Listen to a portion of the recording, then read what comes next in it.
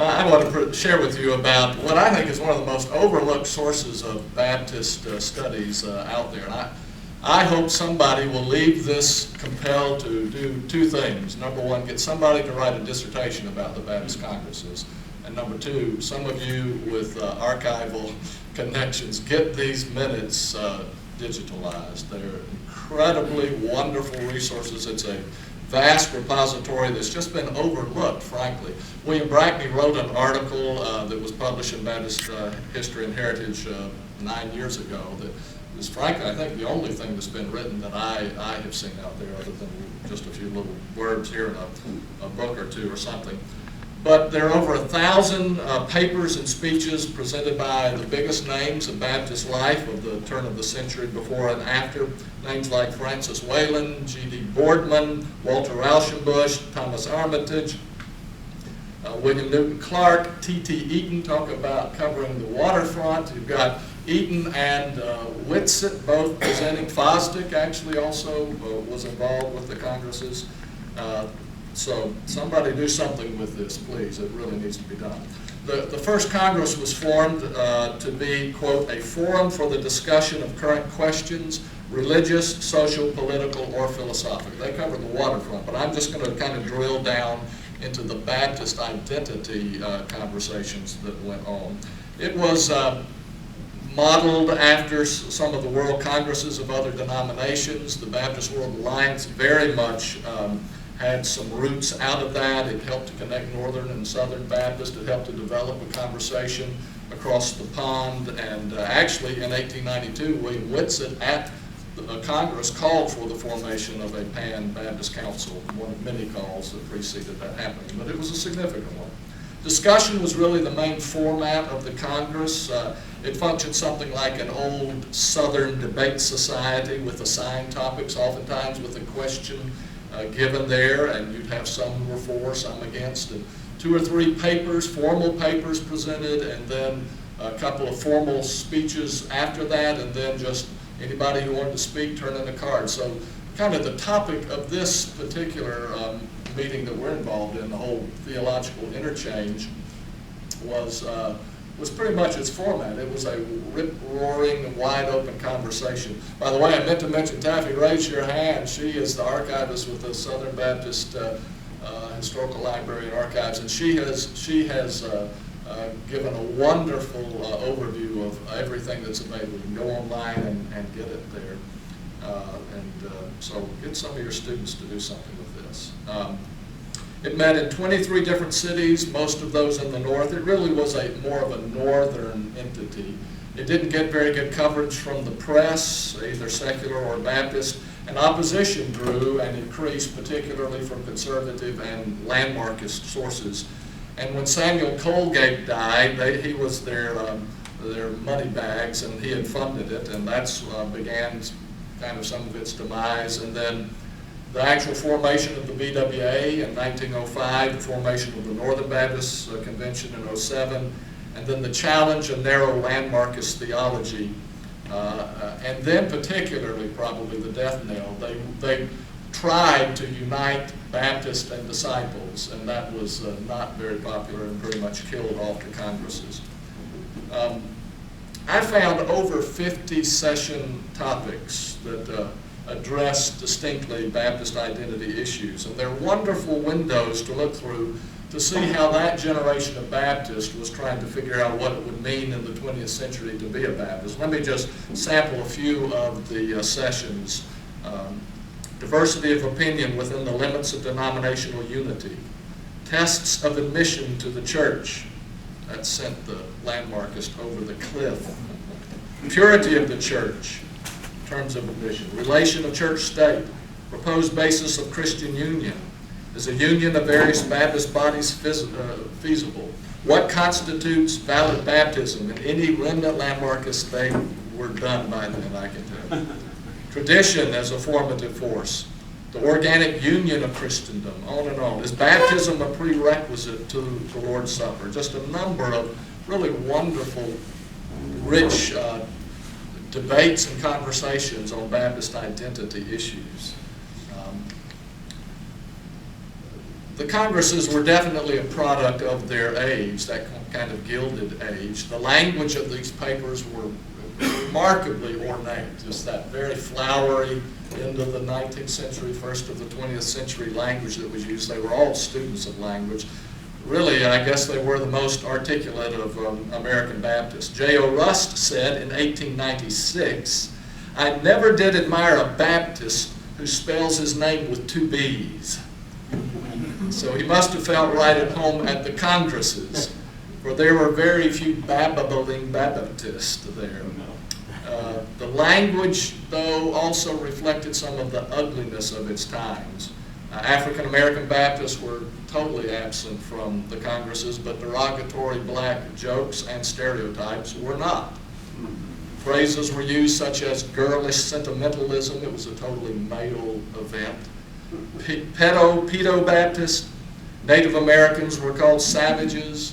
Catholics were called Romanists, and the Pope was called the Antichrist. The Congress's timepieces were held against the backdrop of landmarkism, against the turn of the century idealism and utopianism and that growing ecumenism, against the backdrop of the Whitson controversy and things like the Edinburgh Missionary Conference that were drawing people together as well. These discussions certainly were in dialogue with their times, yet they still speak to our time, I believe. And as we try to figure out what being a Baptist means in the 21st century, these North American conversations, there were actually a few Canadians, but it was mostly Northern Baptist and Southern Baptist. But these conversations from over a century ago, I think, really can help us to see how they were trying to figure it out.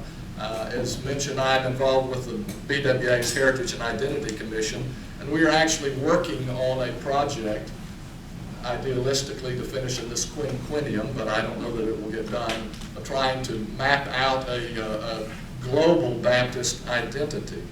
And all of that is a moving target. I read recently a quote from the 1949 Popular Mechanic magazine that said, quote, "In the future, computers will probably not weigh more than 1.5 tons. Welcome to the changing world, and we Baptists are very much in the midst of that as it continues. What are Baptist distinctives? You know, the computer doesn't recognize that word, you know, or principles, if you want to get past spell check. What are Baptist principles either? Are there 6 like E.Y. Mullins listed, or 17 like the BWA recited at the 2005 Centennial Congress? Is there only one, baptism, like H. Wheeler Robinson maintained? Or is our distinctive that we hold more tightly and uniquely our particular bundle of principles than other people hold that bundle? Or are our distinctives being homogenized away in a post-denominational world? Some of the participants in the Congresses argued for a singular distinctive. One, G.D. Boardman, who was part of Rauschenbusch's Brotherhood of the Kingdom, said that Baptists are noted for the exact side of our nature, meaning our literal interpretation as he illustrated it with baptism being the best example. Others argued that we should really change it from principles to one principle because they listed various things, regenerate membership or soul liberty as a singular. A.H. Lewis, a Seventh-day Baptist pastor, argued that the seventh day as the Sabbath was more distinctive and more important to his group than even baptism was. Several others argued that there really was nothing unique about our distinctive, but it was that bundle that we held to. But there were 8 different speakers that I found who found some kind of a bundle of Baptist distinctives numbered from 4 to 8 in number. Both scriptural authority and a regenerate membership were held by 6 of these, the most common. Soul liberty was next with 5, then 2 ordinances, and autonomous congregations with 3. 5 more distinctives were listed by 2 different speakers. Jesus as the standard, voluntarism, the separation of church and state, priesthood of all believers, and missions and evangelism. And receiving 1 mention were restricted communion, the deity of Christ, and 2 officers, pastor and deacon. although there was actually a discussion held in 1892 on the inerrancy of Scripture. Inerrancy language was never used when Baptist distinctives were discussed, that I found one mention of it other than in that particular thing, and it wasn't limited to a Baptist approach.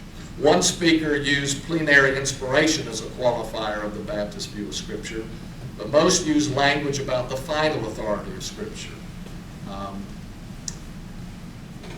A lot of conversation around baptism. Two main sessions in 1893, what constitutes valid baptism, and in 1902, is baptism essential to church membership? And of course, those were held before and after the Whitsitt controversy and in the context of militant landmarkism. In the 1893 discussion, which was actually meeting in Augusta, Georgia, Frank Pollard of Roanoke, Virginia, raised the issue that Whitsitt pursued 2 years later in his book. And somebody wonder if this is actually what kind of whetted his appetite. Here's what Pollard said. Dr. Henry M. Dexter's little book on the true story of John Smythe, a Say Baptist, in which he aims to show that immersion was not practiced among Baptists in England prior to 1641, has never been fully answered. The documents are in the Bodleian Library and the British Museum for the careful investigation of some future Baptist historian. So maybe that's where Whitsitt was prodded to go ahead, because that's what he did. You know, he wrote his book 2 years later, got fired, sailed to England, and went to the British Museum and proved it with those documents even further. In that same address, Pollard supported alien immersion, accepting it, finding no biblical warrant for connecting the validity of baptism to the administrator. Immersion should be valid even if performed by a paedo-Baptist or even an unconverted person.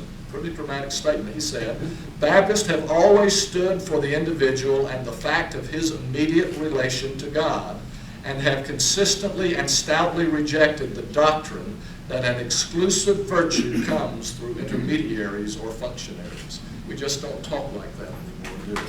It's remarkable language. Well, a lot of kind of broadsides at landmarkism, and this was the most engaged of the conversations. One by Pollard, who continued to maintain that you can't even validate that Roger Williams and Ezekiel Holloman immersed, and that if they did, whoever did it the first time had not been immersed by someone who had immersed, so kind of debunks a lot of that.